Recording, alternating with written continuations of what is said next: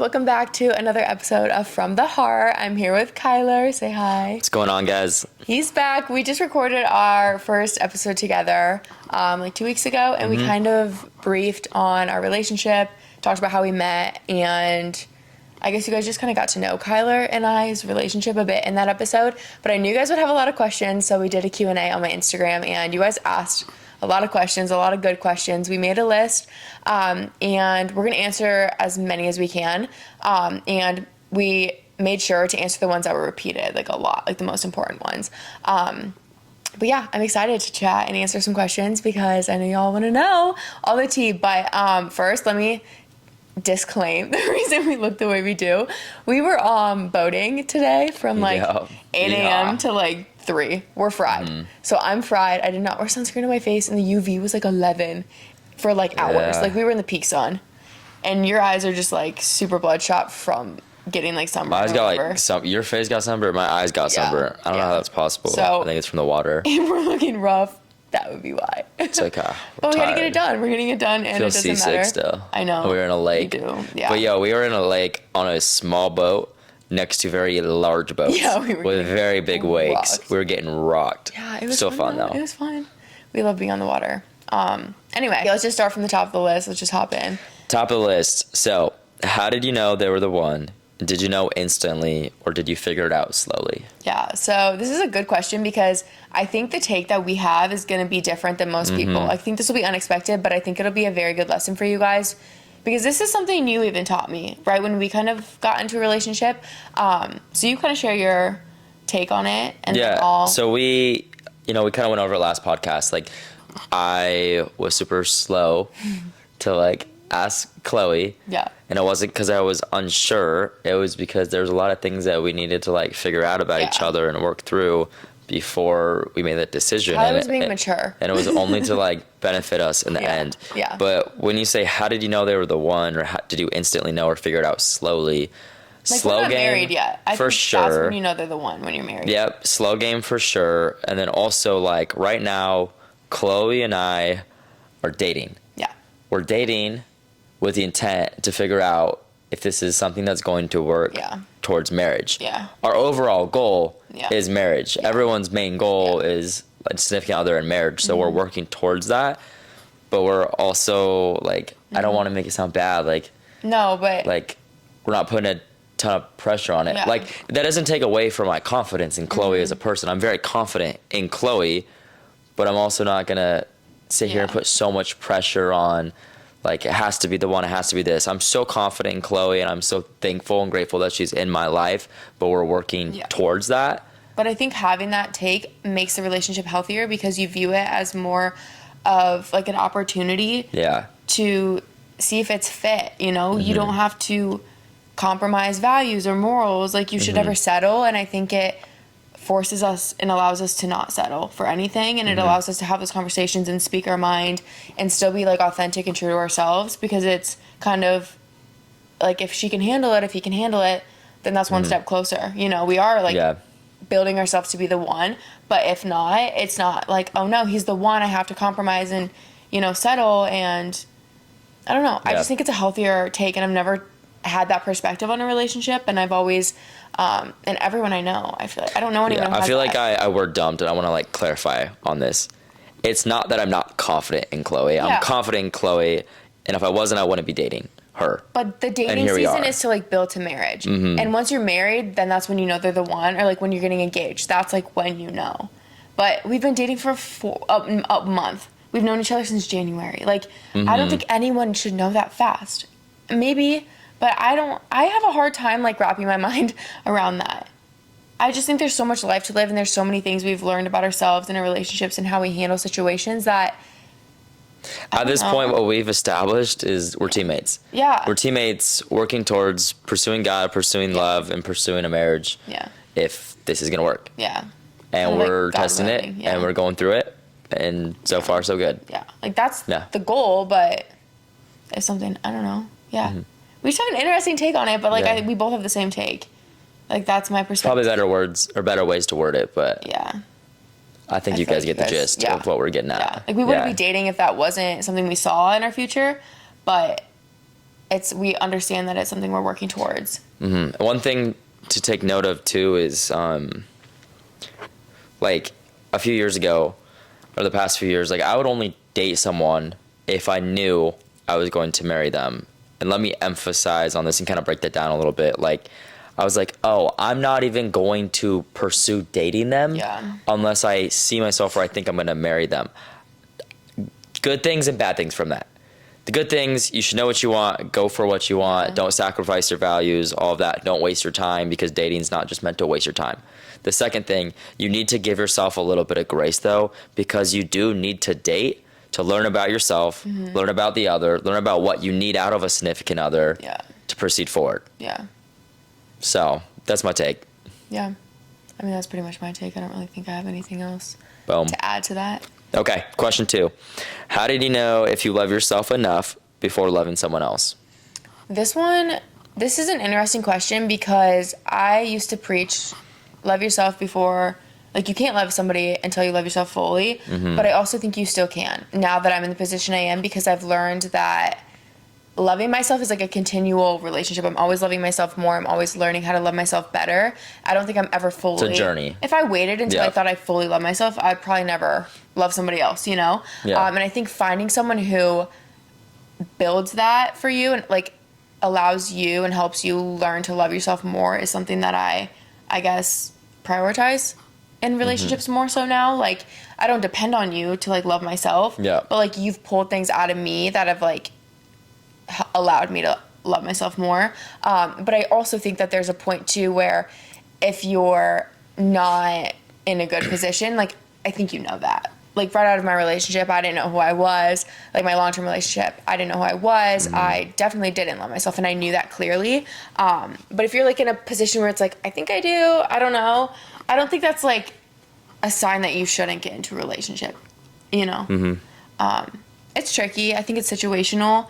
But I wouldn't discourage you from like entering a relationship because you're scared that you don't love yourself enough. But I definitely think it's important to feel like fulfilled within who you are, or at least like confident in that you know who you are and what you bring to the table.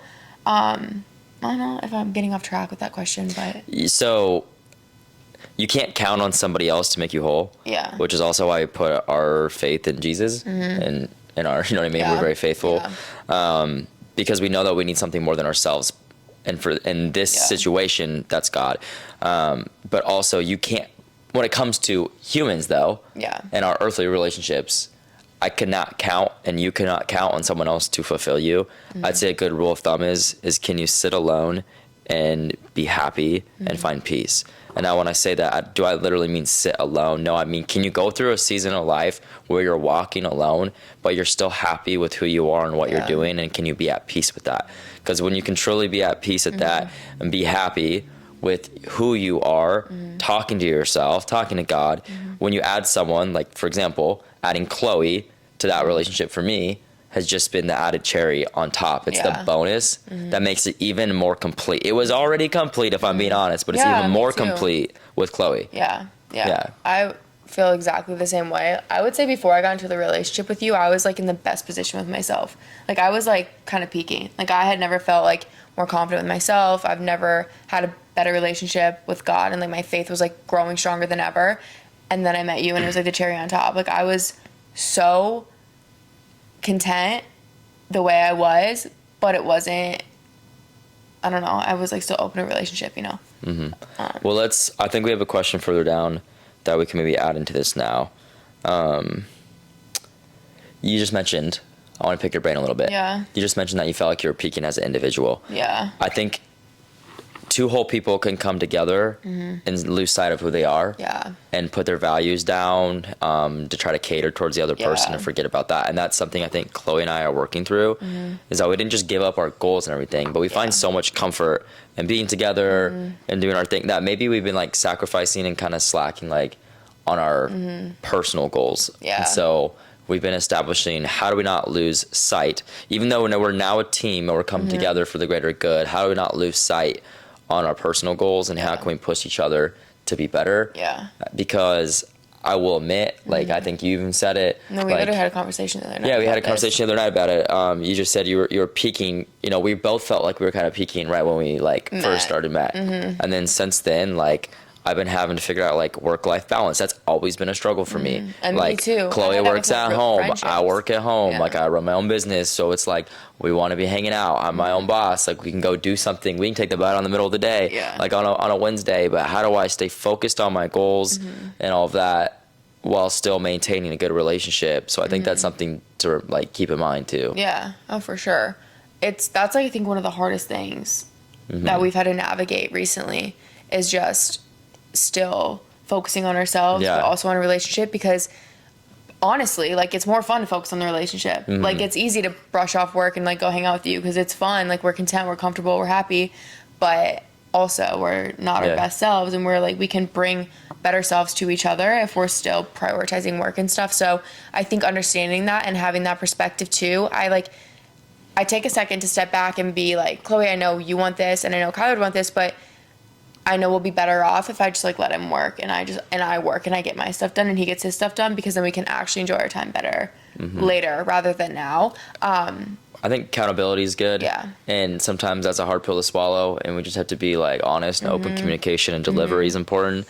And because our intent is not bad. When I'm like, hey, Chloe, we can't spend these weekdays together. I got to do. It's not because I don't want to see you, but there's hey, Chloe, I would love to spend the week with you, but you need to get stuff done. I need to get stuff done. And it's if we just think about our goals in the foreseeable future, well, I think we've been better about like communicating our Yeah. own like personal goals too. And so it's like, when I understand your goals, I understand the decisions you're making towards your goals too. So to me, it's not like, oh, that's an excuse, he just wants to work, he doesn't want to see me. It's like, no, I understand that he needs to do this in order to get here and to achieve his goals. And when you care about somebody in a relationship, like, you want them to achieve their goals probably more than they want to. Like, I want you to hit those goals like genuinely more than you want it, because I love seeing you happy and I love seeing you like achieve things.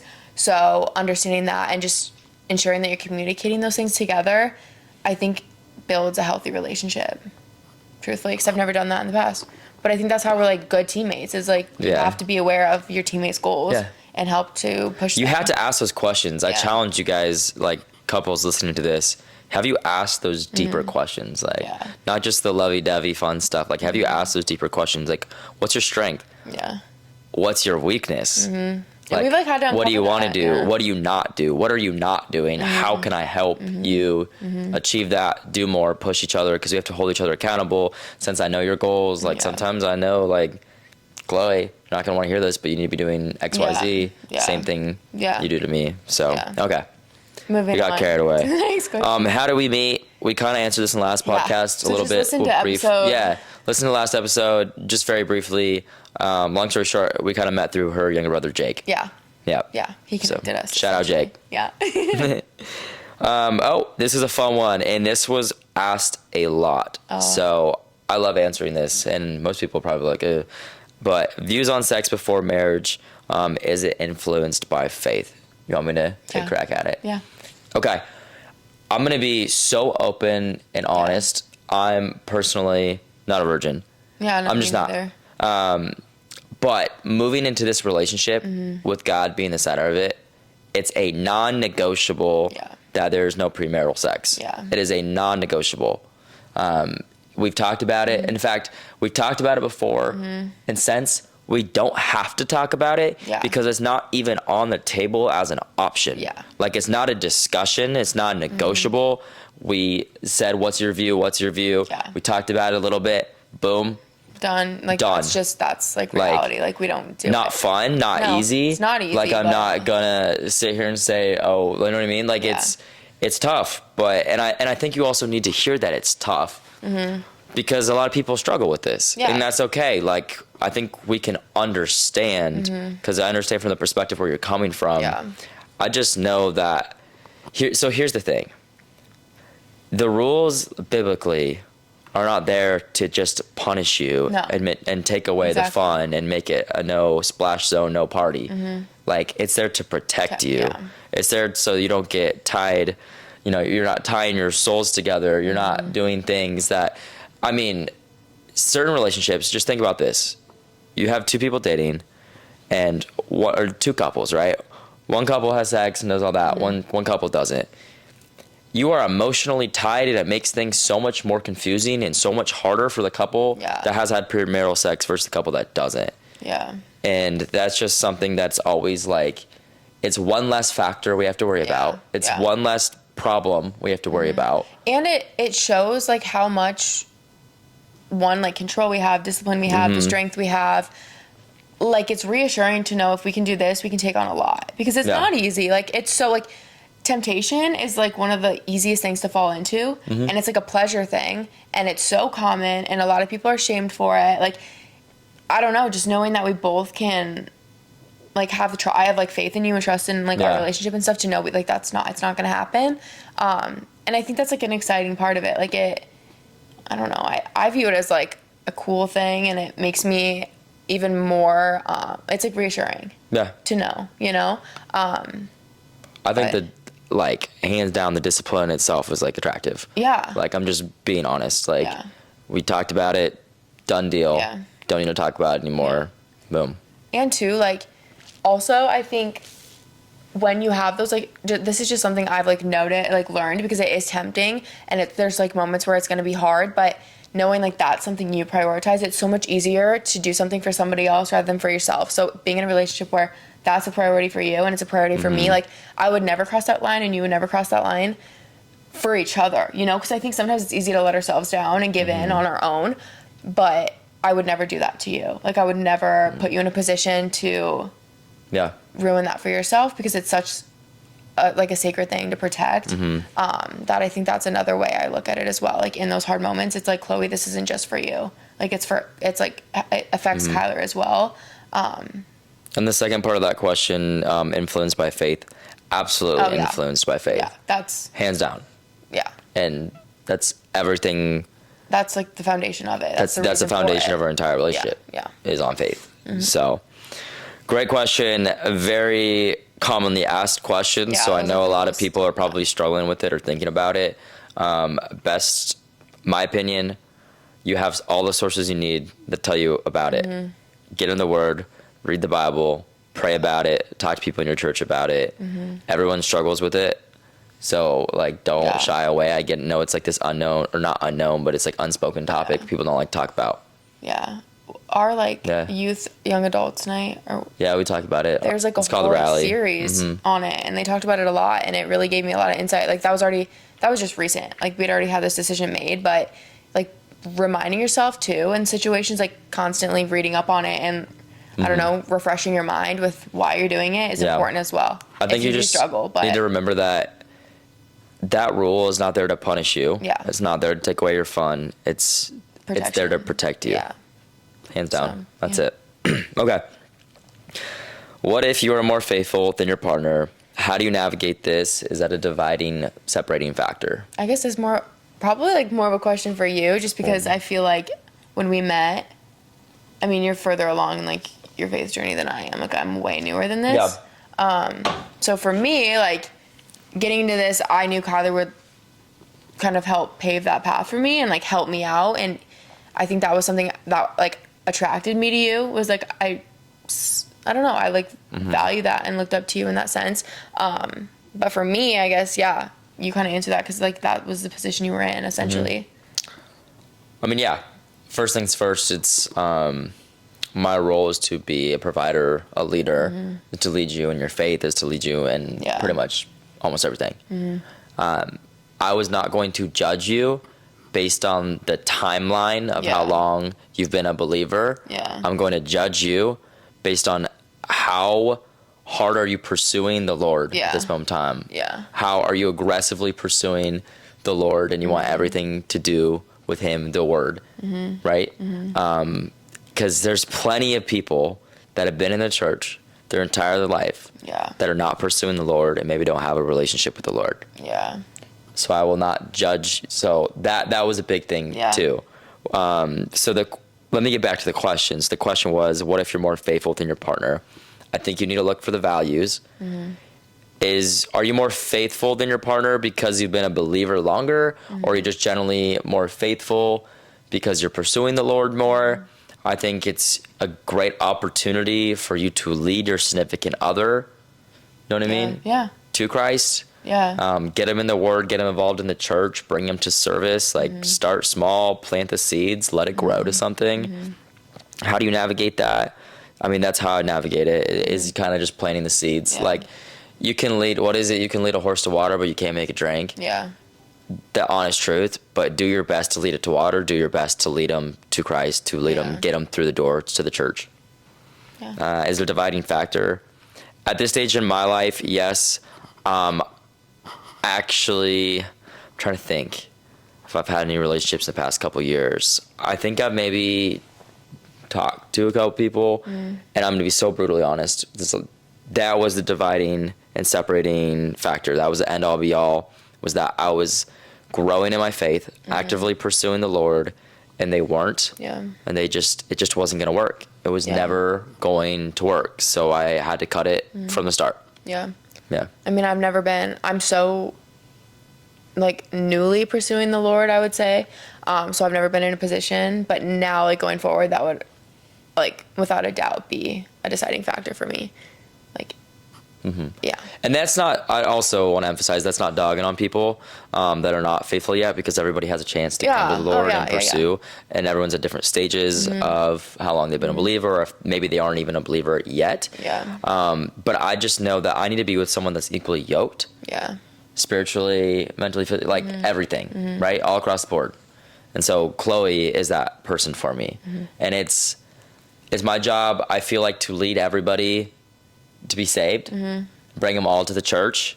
But when I'm dealing with the person that I'm spending the most time with, that's in my bubble, that's in my environment, that's affecting me all the time, I can't spend my whole entire time just convincing them to be a believer. Yeah. Like, the wrong environment. I want them to already be a believer because we are a team working. Yeah. That's on, fair. Yeah, like, that's not. together. Yeah. Okay. How do you keep Christ at the center? I feel like for us, it's a lot of just, like, simple things. Like, we go to church together. We pray together. Journal. We journal together. We talk about our faith a lot together. When I have questions, I ask you. We kind of refer to it when we're struggling or when we're having, like... Yeah, we don't like, I'm not going to say we argue. I'm not going to say... No. Could we call it bickerment? What's a bickerment? Just, like... We bicker? Little, like... Yeah, like, it's never, like, an argument. I mean, we never let it get to that point. No. We cut it before that. But I think that's a big indicator of us being believers, because we turn instantly to the Word and we pray about it. Yeah. So, like, that's kind of... I don't know how to explain it. It's just always there. Yeah, it's just... It's like your North Star, like, in navigating, like, that for us. That's God. So we always look to God whenever there's a problem, whenever there's something good, whenever, like, whether all it's times. good, bad questions, we're looking for an answer, we're just confused, or I don't know, like, anything, you can turn to him for, like, any situation. And small habitual things, like habits, lead to big things. So, like, it doesn't always have to be like, wow, we took 2 hours to dive into the Word together to do all that. I mean, like, the smallest thing, like today, we were on the boat, and we had quite a bit of time to get to where we were going. And so I'm back on the motor. I'm like, okay, start from the front of the boat. Give us a prayer all the way to the back of the boat. Let's keep the line going. And that, like, small things. Yeah. But, and too, like, I want to talk about, like, it's something I'm still working on, like, praying out loud is, like, it's kind of a joke, but it's not a joke. It's kind of terrifying, Claire. It is. It's really hard for me. I don't really necessarily know why. I don't know. My whole life I prayed, but I always just prayed in my head to God. And my faith was never really a relationship with God. Like, my Catholic prayers were like a Hail Mary. You know, it wasn't me talking to him. It was me reciting words. So it's been really hard for me to do that. But you guys do a good job at forcing me to do it even when I don't want to. Like, I get really nervous and uncomfortable. She used to get upset, but now she does. I used to, like, lose my... Like, we do it before dinner, and I lose my appetite. She's, like, homesick. I would get so anxious. I would get clammy. I would, like... It was bad. Like, it was worse than, like, you guys even, like, I felt bad. It was kind of funny, but I felt bad. Because they all do it so fluidly and naturally, and it's still hard for me. But again, too, it's something I'm working on, and... It's okay. I think one of the first times her younger brother, Jake, prayed out loud, he's like, Lord, make this food good in our tummy. And I'm like... That's And just, it was precious. And I'm like, okay. That's pretty much the level I'm at. Just working through it. But, Right. okay, next question. Will we move in together? Do we split finances and or how to? Interesting. We won't move in together until we're married. Absolutely not. Don't want to live with you until we're married. Yeah. Period. That's just, again, that's like a non-negotiable. Yeah. It's kind of like the thing about sex. It's just a value, a priority. Well, it precedes the no premarital sex. Yeah. Did I say that right? Precedes? Yeah. Because so. we have the rule in place, Yeah. right? No premarital sex to protect us. Mm-hmm. But then to protect even the no premarital sex Yeah. is the don't lay your head and live together. Yeah. Know what I mean? Yeah. Because that's going to lead to all these other problems. So it's And another thing, this actually really, because this was something, because I lived with my ex. Like, Yeah. you guys know that. If you've been following me for a while, I lived with him for like 6 months. And I wouldn't do that again. And you live and you learn. And I think me going through that even like is more validating, and I see it even clearly as to why I wouldn't want to do that again. But I was listening to the podcast Girls Gone Bible, and they were talking about this, and it essentially was kind of saying, doing that is essentially like doing everything a wife would do. You're doing everything a marriage would do without having to be married and have that, what's the word when you're married? You're in a covenant. There's a term. But it's essentially being like, we can be married, but like, you don't have to treat me like a wife, and we don't have to like do the things to earn a marriage. Like, you have to work towards it. You should celebrate. Like, being married is something you have to work towards and you earn essentially as a couple. And when you just like live together, you kind of just skip that, and you are reaping like the benefits of being married without having to put in the work to be married. You know, you're like doing wifey things or husband things without actually being like that. And that, I don't know, that just like changed my perspective, because I'm like, yeah, no, like, I'm not going to cook and clean in your house for you if we're not going to be married. It makes more sense the more you just like get into the word and understand the word. And they said it better than I do, so you can go listen to their podcast. But I don't know.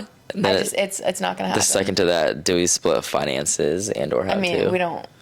No, we have no bills together, nothing together. But what I will say that we're really good at is like, obviously we're going on date nights, we're doing stuff like I'm taking Chloe out, but there's a lot of times where Chloe's like, hey, like, you've been paying for a lot of stuff, like whether that be gas or whatever, and so she's very thoughtful, and she'll be like, hey, I got us takeout, or I ordered food tonight, and I was like, that was really nice. Like, she's a couple times I've had like big seminars or big meetings, and she's like, where I'm like bunkered down in my office for a day or two, and she will like send groceries or drop off groceries. Like, so we kind of just like cover each other, even with like Jake and stuff too. Like, to be honest, like there will be times to go get food, and like it's like, I mean, don't get me wrong, like we offer and we pay each other back and do all that, but like I'll cover food one day, and then the next day someone else will cover food. We just don't put a lot of pressure on. It's not like you have to pay for I think we're lucky because we're like, and it's not 50-50. Yeah, it's just, I think we're lucky because we're like in decent financial situations. Yeah, absolutely. But at the same time, though, like, I don't know. I think we're all very understanding. I think that's where communication is of like certain stuff. Like, if Chloe was, if she was strapped for money or something, but also was like, hey, like, I want to take you out tonight for dinner, blah, blah, blah. Like, okay, I might not. I'm understand the situation. I'm not gonna like go take her out or have her take me out to like a steakhouse. Yeah. Now that happens where she takes me out, but you get what I mean. That's just an example. Like, we're just aware of everyone's like situations. Yeah, and respect them. We're young adults growing businesses. Yeah. Not easy. No. Very risky. Yeah. And a lot of pressure in everything from all angles. So we're just aware of it. Yeah. And honestly, like, I think the most fun we have too half the time is stuff that doesn't even cost that much money. It's just like today I went to the lake. Yeah. Tank of gas. Not even half tank gas. Some sandwiches, some soggy sandwiches that we still haven't ate that are still in the fridge. That I slaved away at 6 a.m. to make. That's okay. I'll go eat them after this. Whatever. No one's going to be eating them. They're going to get food. I'm just going to put them in a blender at that point. Blend them up. It'd be fun if you like made them in like a panini. Just like make it hot. You're not going to do that. Maybe I'll do it. Anyway, next question. Do we want kids? Yes. Do you want kids? Yeah. How many kids do you want? You know what? I used to say like 2, but now I think like 4. But the thing is, I won't know until I have one. at least 3. I don't want just one child, unless, I mean, God willing, but like, I want at least 2 minimum. Like my kid, and I don't want to raise an only child. 2 for sure. 2 for sure. I think 2 to 3 is there. 2 to 3, in my opinion, is like a great. Yeah, I like 3. I have 3. Like, there's 3 in my family, and I think that's the perfect amount. But also, if I really like love babies and want to keep having babies, maybe 4. I don't know. It's a lot of kids, but it's okay. And it'll depend, like girl or guys, like boys and girls. So let's say you had 3 kids. Mm-hmm. What do you want the genders to be? In my perfect world, yeah, boy, girl, boy. Boy, girl, boy. The way I love the way, like, a boy first to like protect the younger girl. Yeah. But I want the girl in the middle to kind of like lead the little brother, and I just like, I feel like I'm a boy mom for some reason. I don't think I could raise 3 girls. I don't think I could even. I didn't have sisters, so I'm like not used to having like more girls in the family. Yeah. It was just me and my mom. We were outnumbered. Yeah, I'm with you on that. I would say 3 is probably like in a perfect world, but like if I like love being like having babies, maybe 4. You never know until you have 4 is a lot though. Like getting pregnant 4 times. I don't even know if I can handle it one time. We'll see. I don't know, but I do want a boy first and then a girl. Okay, you ready for this big question? Yeah. So, how did I officially ask Chloe to be my girlfriend? This is so cute, you guys. Okay, so. Are you gonna say it? Of course, yeah. Okay. I gotta explain it from my side. Then you can explain it from. Actually, it's probably just my side. Honestly, I didn't know it was coming. We'll just say that. I didn't. Well, we knew it was a slow burn. Yeah. It's a slow burn, slow lead up. Chloe at this point was probably over it. She's probably like, I could go either way. I don't really care. I'm like, even though I had my reasonings and I explained it. But before I had asked Chloe, there was one day we were on a date or doing something and we're talking and she's like, well, how did you know, like, when did you know you were like interested in me? And I'm like, it's a great question. I'll have to think about that. And she's like, what? I was like, yeah, it's a great question. I'll have to think about that. We took it slow. We hung out as friends at first. Yeah. And I had to like think about when the exact moment was where it hit me. Yeah. She's like, okay. So we kind of brushed it off. Mm-hmm. And then I thought about it. I knew what it was. And so I took her back to the spot, which was one of our very, very first dates. Yeah. That felt like a first date. Yeah. That felt like I got the jitters. That felt like, okay, this could be something. And I knew was that I took Chloe one evening for sunset at Lake Pleasant. And then she was still doing her 75 hard. So she had to do a cold plunge. And at this point, the lake and the temps have not heated up yet. So it was cold. Yeah. And so we watched the sunset. The sun went down, parked the truck.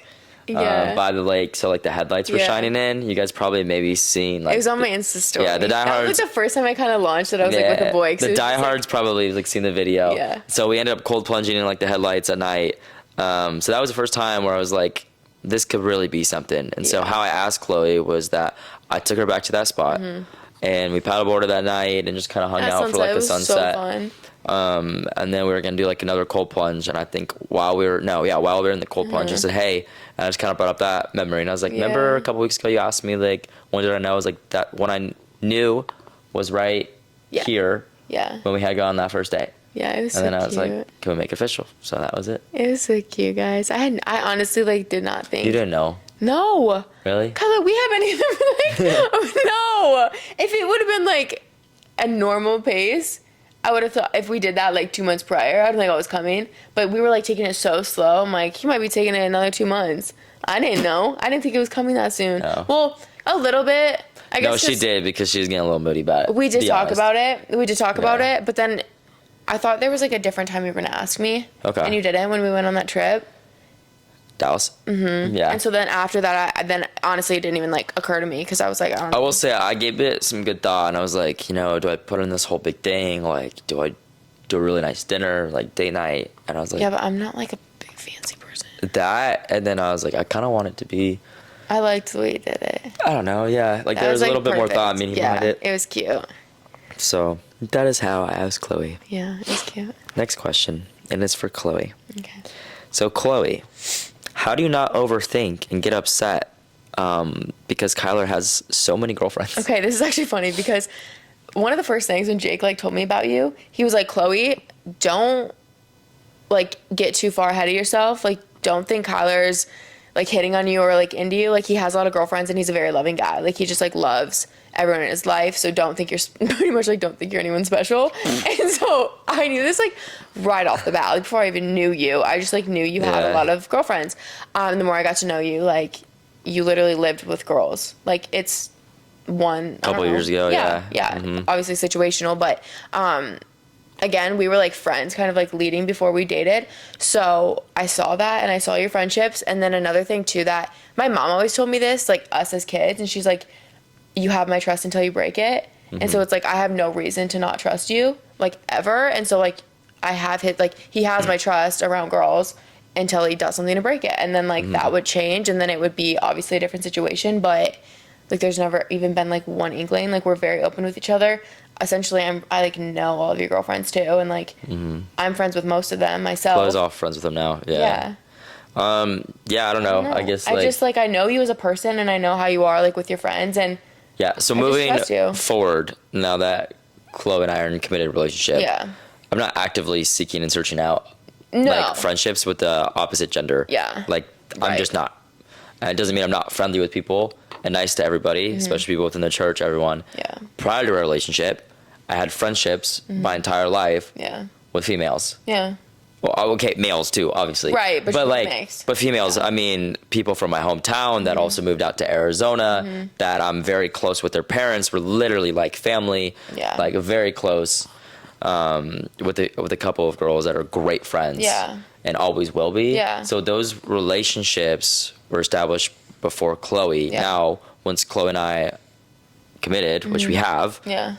Relationships change a little bit. Right. I'm not telling them to go kick rocks. Like, I'm not forgetting about my friends. And I wouldn't want you to do that. They're relationships that I valued. My voice cracking. They're relationships that I value, and still like, but the dynamic will change. Yeah. And I'm aware of that. Because it's out of respect to Chloe. Yeah. You know what I mean? If someone needs something, they're gonna give me a call and say, "Hey, Kai, like, I really need something." Like, I'm gonna say, "Hey, Chloe, so and so really needed help. Like, they might need my truck, or they might need me to do something. Like, is that okay?" Yeah. She's like, "Absolutely." Yeah. Like, I think a wide open line of communication. Yeah. I am not too like oblivious and arrogant though to think that like the dynamic of my relationships with some of these girls need to change. I think that's why I had so much trust, because right off the bat too, like, even before we were dating, you're like, "Hey, is it cool if I pick her up from the airport?" It was a girl from church, and I was like, yeah. Like, again, I trusted you so much, and the fact that he was bringing it up to me, I knew he was aware of like my feelings, my thoughts, my emotions, how it would affect me. And I think it would be different if you were like not even considering how I would feel. I think that was huge also, just right out like that communication and like considering my thoughts. But yeah, there's literally never been in a single ounce that's like ever, I don't know, we're just very open with each other, and you're very considerate. Yeah. Solves a lot. Being considerate. Yeah. Asks about things, but also, like you said, like, understanding that certain dynamics do change. Yeah. Once in a relationship. Yeah. But you can't necessarily forget about all your other relationships and tell them to kick rocks. Right. No. Not for that either. No. Yeah. Opinions on dating apps. Ooh. Well, actually, okay, so I would never ever get on like a dating app ever again. Here's your pop. Not really like a fan of them. I was on them briefly, like when I was going through like my like, I don't know, era of like being like lonely and kind Hot of like girl era. I was like seeking out relationships too hard. Like, it was my focus. And then the second, you guys, I've talked about this, like pretty much the second I deleted dating apps and cut everyone off, I met Kyler. So I don't know. I don't really believe in them. I feel like they're abused too much, that it's tainted my like perspective on it, honestly. But yeah, no, I just wouldn't ever personally. I mean, I'm in a relationship, but like if something happened, like I would never get back on them. Yeah. I'm curious. We've never talked about this. I'm curious what your perspective is. Have you ever been on a dating app? I have, yeah. You have? Yeah. Did you have like Hinge? I had Hinge. It cringed. It was Hinge and it was cringe. It was cringe. Yeah, no, I think one word, intentions. Yeah. Just like the point of social media is to be used to be social, to meet people, to network, to all that, to expand, right? But then some people use and abuse it for the wrong reasons. Yeah. Same thing with the dating app. Like, your intent is to date, but now what is your definition of date? Is your intention to date like how we're dating? Yeah, no. With putting the Lord first, or is your intention on a Friday night hookup, hey, it's 11 o'clock, come over? Yeah. Like, so your intention is everything on a dating app, and I just feel like the majority of the intentions on the dating app are for the wrong reasons. Yeah. But I'm not speaking for everybody, because that's not the truth. Because I think I had it one time. Met a couple great people that are actually like, what sounds really weird, friends, not significant others, never dated them, nothing, friends. Yeah. But other than that, I was like, this is an instant delete. Yeah. Toxic. That's my opinion. Wouldn't ever go back on it. Yeah. It's just, and I'm going to be honest, it is like, I get it. People are working, there's a lot going on, we're busy, but it is the lazy way of dating. Yeah. If you want to date somebody that you like, I agree. Go physically someplace where you have the same interest. Yeah. Like, it's not always seems most efficient, but like, for example, going to the gym. Yeah. Like, you're like, oh, don't talk to someone at the gym. That's a big no-no. Well, I mean, shoot. If you know someone you want to talk to is someone that you hope is in the gym, like, you have a mutual spot right there and something to break the iceberg. Yeah. Like, you have the same topic, same hobby. You're already both there. Boom. Yeah. You want to find someone that's faithful? Go to the church. Yeah. Get plugged in. Yeah. Young adults, whatever it needs to be. Like, get plugged in with the church, meet people, mingle. Like, don't take... I don't know. I just think it's a little bit lazy to like get on I agree. I've never thought about it like that, but I totally agree. Yeah, I think it's just too convenient and lazy. And to be honest, when something is easy and convenient, it's never good. Yeah. Like, good things take good. work. That's so, good. I think also too, like, dating apps have allowed people to just like mistreat each other. You know, I think everyone is always like looking for the next best thing. Oh yeah. And so it's like you find someone, you can like not commit, but like you engage in them, whatever, but then the next day someone else better could like you, and then you just brush them off, and it's just, it messes with people's like sense of reality. Yes. Yeah. Absolutely. And the way you should treat someone like a human being. It's just, that's kind of why I don't like it. Yeah. Okay. Yeah. Boom. Next question. How to be open to a relationship, attract the right person, but also prioritize your self-growth.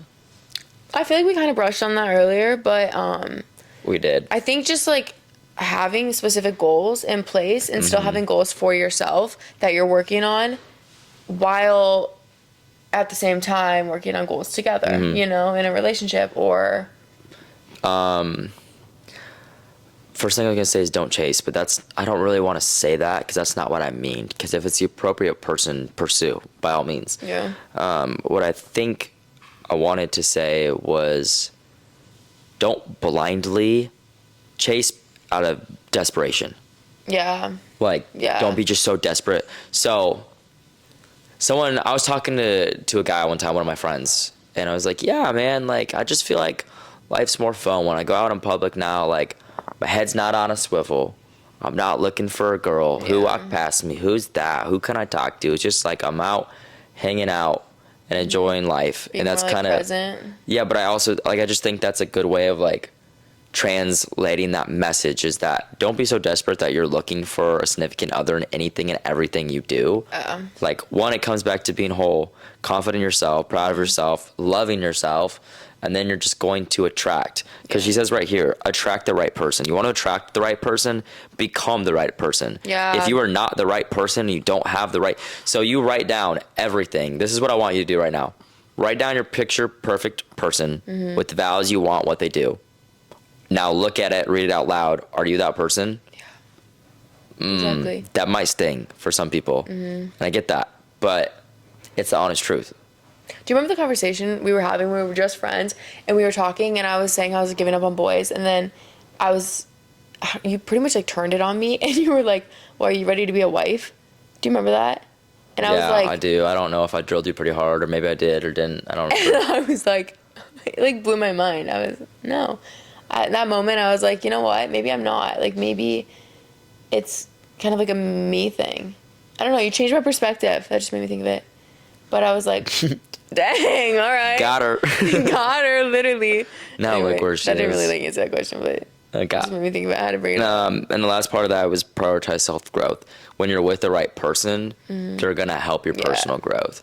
But that also needs to be open line of communication, because we touched on a little bit earlier that it can be easy to forget about, like... Even us. Like, we are very, like, driven, goal-oriented, hardworking people with big goals, and we still fall short of that sometimes. So...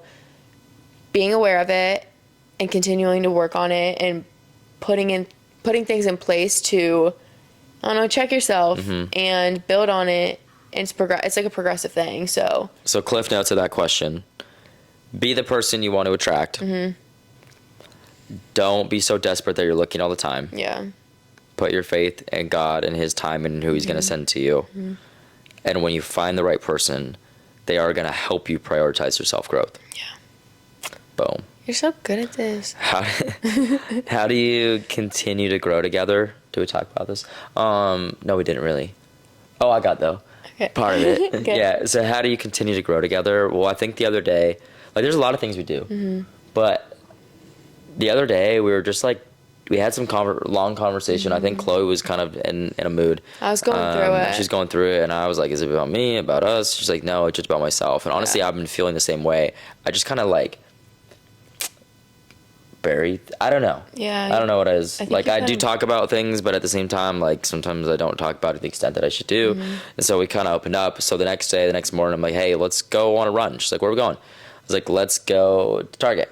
So to Target, we got some journals. Like, what are we doing this for? I was like, okay, every single day we're going to sit down. We're going to write about what we're grateful for at the moment, what life is going to look like for us in the future.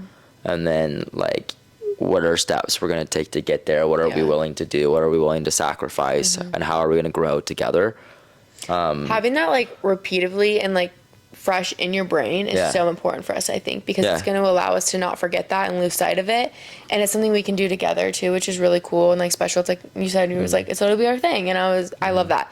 So, we got a journal tonight, by the way. Yeah, we do need to do that. Yeah.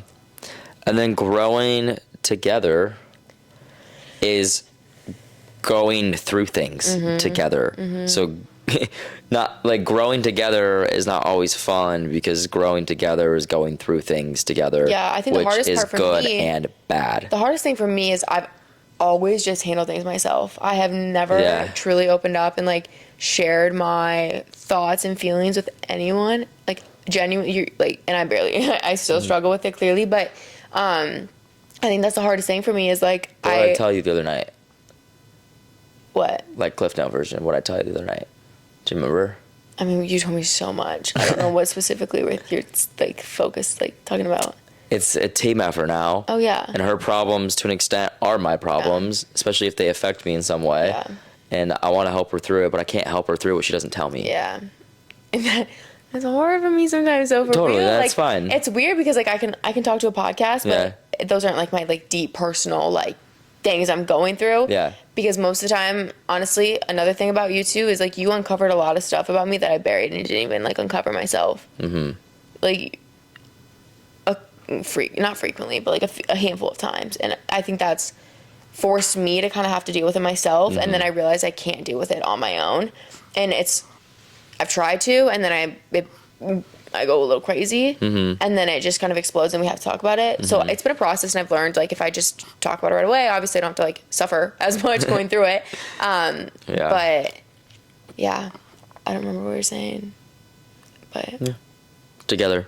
Yeah. We go Doing through things it together. Together. It's a team effort. We grow together. Yeah. Good and bad. Push through it. Moving forward. Boom. What are little things you do for each other to show that you care? This kind of goes like with knowing each other's love languages a little bit. That's literally what I was gonna say. Boom. It's because you have your own love language, but you also need to understand the love language of your significant other. Yeah. Like the way you like give and receive are different. Exactly. Yeah. So Chloe is like, okay, I should be doing this for Kyler because it's my love language, and so I'm doing that for him, so he's gonna be appreciative, and it shows that I love him. Okay, Kyler's not doing, or maybe turn it. Kyler's not doing those things for me, and that's how I feel loved. Yeah. And so he must not love me. But then in reality, if you think about it, like what we had to think about too is like, well, I might not be doing the things that always show her that I love her through her lens, but I'm doing it through my lens. Like for me, like I don't hang out with a ton of people. Yeah. I mean, I do, but when I mean like hang out, like give them time, give them my energy, give them my attention, my undivided attention, like that means a lot for someone to be. And the fact that like Chloe and I hang out very often, very frequently, like is very important. Like that shows I'm like, I really care about you and I really like you because I want to be around you all the time. But I also, like, we got to a point where we had to be careful with that because we're like, well, we're around each other so much because we're working. Is it like we're just existing together? Yeah. And so I was like, you know what? Perfect. Like, you're right. How do we fix this? And what we decided on was that we spend less time together. Not not a significantly amount less, but well, no, but we do. Yeah. We spend less time, and then we dedicate time together throughout the week. That is intentional, very intentional time to be together, to be present. We're doing this. We got this plan on Wednesday night. We're going to dinner Friday night, Saturday, whatever. Yeah. Is there things that I do that make you feel? I think knowing lit? that, like, that is your love language and, like, spending time, that's, like, how I know you show it. So that's how, like, when you do that, I'm like, okay, like, that's Kyler showing that he cares, is when you set aside, like, hey, let's go to dinner Friday night. Or you coming over before church on Thursday, you know, like, little pockets like that. I would say that's how I know you're showing it, and that's how I'm, like, receiving it. Another way, you're asking, like, how things that you do that I, like, see, or just how like observant you are and, like, intentional. Like, I'll say something minor and then you'll bring it up and be like, oh yeah, like, you said this or that, and I'm like, oh my gosh, you, like, remember that. Little things like that. You're very, like, observant and you remember things. Or half the time I'll be talking, like, are you even listening? And then you'll recite it perfectly. I'm like, he was listening. He was listening and I think you weren't. So stuff like that. And then just two, probably just the, like, effort and patience. Patience is huge because you've had to be patient with me, you know, and you've had to, like, sit down and, like, have conversations and genuinely like, help me through things and talk about things and, like, be vulnerable and be open and also be supportive too and be honest with me, like, calling me out on stuff, you know, when it's not necessarily easy, but you're doing it for the benefit of me. Like, that shows that you care a lot, because if you didn't care, it would be easier to not bring that up and not have that conversation. I mean, there's a lot of, like, little things. I feel like I could say a lot. Let's flip it. Let's flip it? Yeah, how do you... Chloe is very thoughtful in the sense of, like, the small stuff. Yeah. Like, this morning, she's like, hey, I got you 3 coconut waters for the lake today. And I'm like... She knows. She knows. Says anything coconut. Anything coconut. But, like that's, like, small stuff for me. Like, it does not take much. If I'm busy, if I'm doing something, the fact that she's, like, will cook a meal for me. And I know it's, like, seems like, oh. Like, but no, that's, like, major to me. Yeah. Like, that's, like, really nice. Like, you're always, like, super sweet and thoughtful about that kind of stuff. I mean, there's honestly, like, a lot of little things. Like, a lot of little things. Yeah, I think that's maybe why, like, it's good to have a lot of little things, like, to show it frequently. One of my love languages is, like, even if you don't always enjoy the same hobbies, like, pretending like you do. Or, like, finding a common ground. Like, for example, one of my favorite things to do is, like, go fishing. Well, Chloe's going to be super supportive. She might not love fishing herself, but she loves sitting on the boat. Yeah. And getting tan. And getting color. Yeah. We share a lot of the same hobbies, and, like, that was a huge love language for me. Like, we can go on a sunset hike together. Yeah. And she's not just gasping for air, or maybe she is. No, just kidding. She generally enjoys, like, being there because it's something that she does as well. And I don't know why. Like, that's just, like, small thing, like our little gym dates and stuff. Yeah, or, like, our walks. Yeah, our little gym dates. Like, we're not even doing the same workouts, but we walk into the gym at the same time together. We'll come, like, up to each other during rest. So we do this thing. So Chloe goes on the stairs for, like, 10 minutes to, like, warm up. And then I go to, like, I almost call it the pool noodle. What's it called? A roller. A roller. A roller. It's like pool noodle. And I'll, like, roll on my back and, like, get stretched on, like, the turf. And then I'll, like, pop up. I'm, like, on a mission to go to my, like, free weights machines or whatever. But I always like, Chloe, wait for she looks. Give her a wave from across the gym. There's about 10 people that think I'm waving to them. And I'm like, no, Chloe. Just small stuff like that. It's like, we're pretty goofy. Yeah. Like, really goofy. We don't think that we're, like, very serious people when we need to be. Oh, but very serious. Get stuff done, but also, like, too serious. Like, we can just, like, let loose. Yeah. And, like, take off the pressure. We've really, really been enjoying our Nerf wars lately. Oh my gosh. I don't know if Chloe enjoys it as much as I do. Chloe's more help me repeatedly, but, like, I've gotten Chloe's more so just like the moving target. We love Nerf guns. It's so funny. It's like such a childish way. Like, never let the child die to an extent. Yeah. Like, You have to keep it fun. yeah. Yeah. Doesn't have to be Nerf guns, but Gosh. Honestly, Okay. girls, like, don't have it be Nerf guns because they kind of hurt.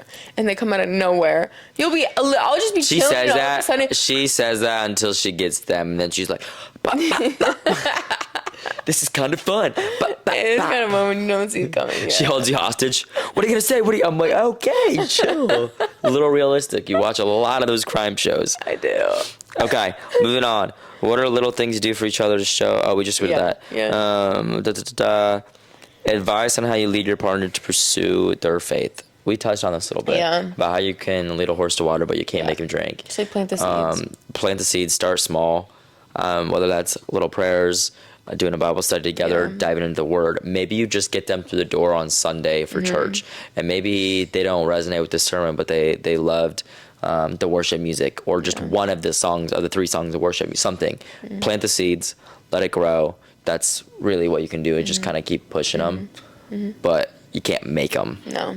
I think another thing too though is I'm a big like lead by example thing. So just Yup. seeing how it's affected you and you kind of being open and sharing your experiences and what the Lord's taught you, and explaining like your struggles and your journey as like just shining light on that side too, and understanding everyone starts somewhere is more like encouraging for someone maybe who's more new to it, to not be as intimidated, because it's I'll admit, like, it's scary walking into a church, especially like the one we go to, where When you first started, very going, intense, and it's like, and I'm holy like, cow. Chloe, meet this person. Chloe, meet this Yeah, person. and I'm like, it was just a lot, but just like, I don't know, just shining light on the other side of it. That's like, no, I went through this, or like, I don't know. Yeah. Then if you live in Arizona, in the Valley, Yeah.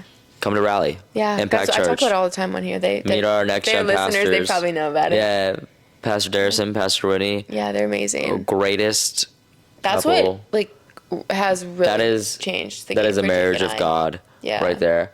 And they're great people doing Yeah. a lot. So even if you're not, let me emphasize, it doesn't matter even if you're in Arizona or No, you not. can stream it on YouTube. Stream I've linked it on you my can watch story. it on YouTube. Yeah, they upload Just like next day, watch like every them. Friday. It's Yeah. up. They're amazing. Like, And I think that is maybe something like that That'd be could a be cool a fun thing. date night right Yeah, there. I was gonna say Yeah, it's that. like with your significant other, if you're trying to kind Yeah. of lead them into faith a little bit, like pull it up on YouTube. Yeah. Grab some snacks and plug it in the TV and watch it. yeah, Like, get the Taki things from Trader Joe's. They're really good. yeah, or the Sprouts one. Or the Sprouts ones and the coconut rolls at Sprouts. Yeah, fruit. Okay, well, we're just gonna list the whole store. So We Can't love start. Sprouts. Okay. That's like a bonding thing Yeah. for us. I'm gonna say it here first. I know I haven't really started my social media journey yet, but when I do, do it. Sprouts Sponsor me. Sponsor me, please. Sprouts are my people. Sprouts. Yeah, I love Yeah. Sprouts. Okay, next one. Do you plan on staying in Arizona forever? No, I don't know. Maybe it's not like I don't. Yeah. I'm not like I'm never leaving, but I'm not like there's nowhere else I'd rather be right now. Yeah. You know, it's I kind of feel like if we're led somewhere, like There's a season of life yeah, where you're meant to be certain places, and Yeah. this is where we're meant to be. Well, for me, this is where too. I'm meant to be right now. Yeah, same. There's not very many bad things for me to say about Arizona. The presence of the Lord is very strong in the valley right now. There's a revival movement going on, for sure. and you can feel something stirring. The sun does something to people. It did something to me today. That extra sunshine, vitamin D, getting No. people smiling, taking care of themselves better out here. They're a lot more friendly. Yeah, I've way lived in more a friendly than I was couple different expecting. states. Grew up in Oregon, Yeah. also was out in college in LA for a bit. So like I've been around a little bit. I love Arizona.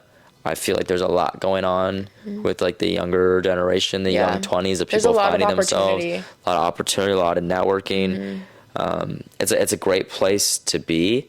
I very much enjoy it. Yeah. And actually, I had like such a surreal moment, like an hour ago or something. We were talking about this, and I was like just thinking about it. I was like, "Whoa!"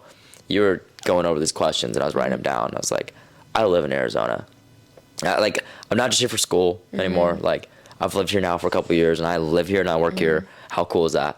I Like, think I about got that out of my all the small time. town and my state. Nothing wrong with it, but like, get out, Yeah. experience the world, like No. see new things. I couldn't encourage it more. Whether that's Yeah. college, post college, like Yeah. you got to get out because you don't know what's out there until you go Yeah. find out. I was like the least most likely person, the least likely person to move out of my hometown, I think. Like, all my family's there. I'm very close with my family. I can work from anywhere. Like, it's not like I had to be there or had to leave. Like, I had nothing wrong. High school yearbook voted most likely to stay. No, honestly, like, Full-time residency. I had no reason to Marion leave. County. There was nothing pushing me out of Iowa, but like I Yeah. felt kind of called to leave. Like there was something in me that I knew, and I did it. I'm such a homebody. Like I'm a big homebody. I love being home and living around my family. But I left, and it's like the best decision. I think back, and I'm like, I can't believe people don't leave their hometowns. Like it has changed my life for like the better. In more ways than I can count, and I talk about this a lot on here. But no, I have those moments a lot too. I'm like, I literally live in Arizona. I'm like, that's crazy. I'll be driving out. It's beautiful here. I'm like, this is home. Like, this is home.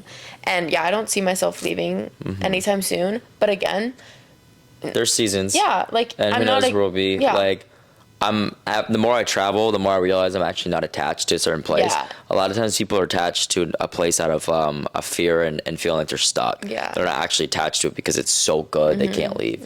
Maybe some. I think home can be anywhere. It's really, for me, it's the people. It's the people. It's where you make it. It's who you're with. Yeah. Yeah, I don't know. I think there's so many great places to be. But Arizona's in the world, in the definitely, States, yeah. Like it just has everything for us. Yeah. Good place. Highly recommend it. Come visit on a Thursday night. Yeah. At Rally. And Big Church.